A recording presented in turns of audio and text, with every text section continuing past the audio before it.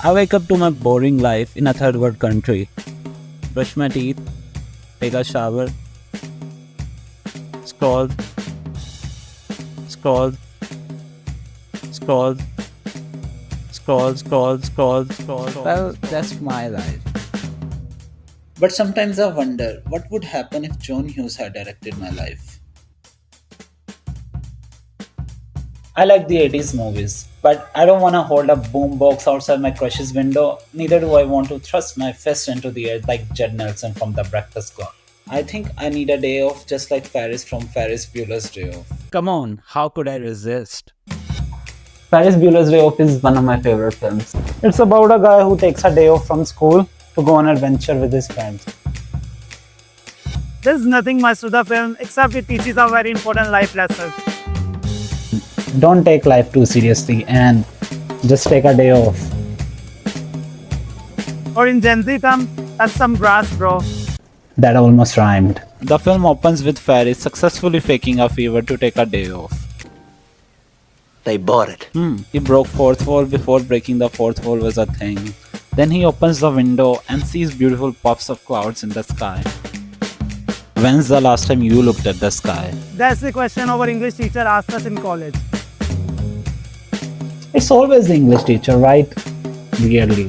Anyway, back then I was so tight, If you shoved a lump of coal up my ass, you'd get diamonds. In short, I was like Cameron. Cameron is an anxious, depressed, underconfident, underappreciated, underloved teenager. Aren't we all? The movie isn't about Ferris, it's about Cameron. If anybody needs a day off, it's Cameron. We all relate to Cameron because we are Cameron. Throughout my life, I've been through plenty of isms, believe me. Absurdism, cynicism, nihilism, narcissism, materialism, you name it. And I still am through a lot of them. But now I don't like to label myself with any of them. Because I think a person shouldn't believe in isms. He should believe in himself. I quote John Lennon, I don't believe in Beatles, I just believe in me. Man, this is some solid advice, and it perfectly aligns with the book I'm reading right now, Originals. I see a lot of people conform to certain belief system just because that's how they were taught, or most of the times they are going through some shitty time, like existential crisis, and they latch onto some philosophy to help them cope, and there's nothing wrong with it.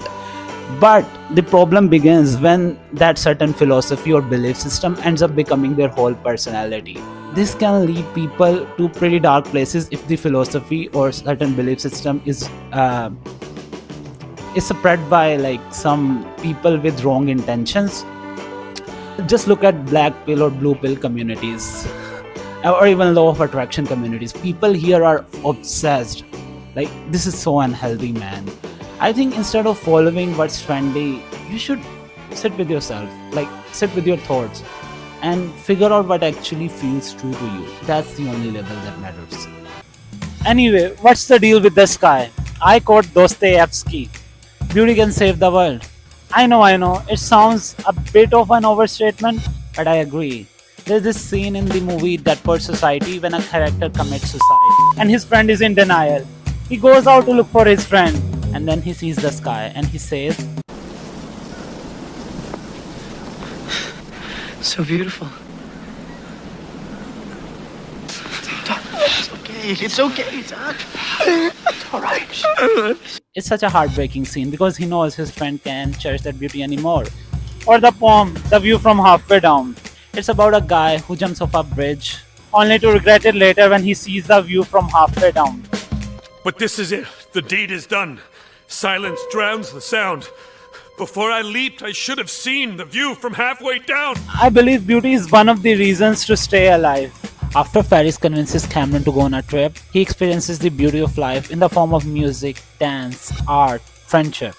And a real shift happens in him when he sees a painting in the museum, the one of a child with a parent. Cameron, deprived of parental love because his father is a materialistic asshole who cares more about his car than his son, sees himself in that painting. And by the end of the movie, he wrecks the car, although inadvertently, but for the first time, he isn't crushed with fear, stress and shit, but decides to take responsibility. He isn't afraid anymore.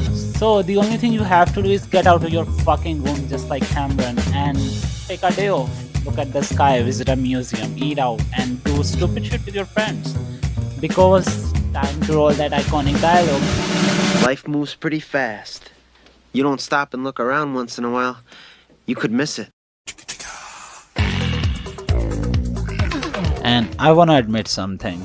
I do wanna thrust my fist into the air like Judd Nelson from The Breakfast Club.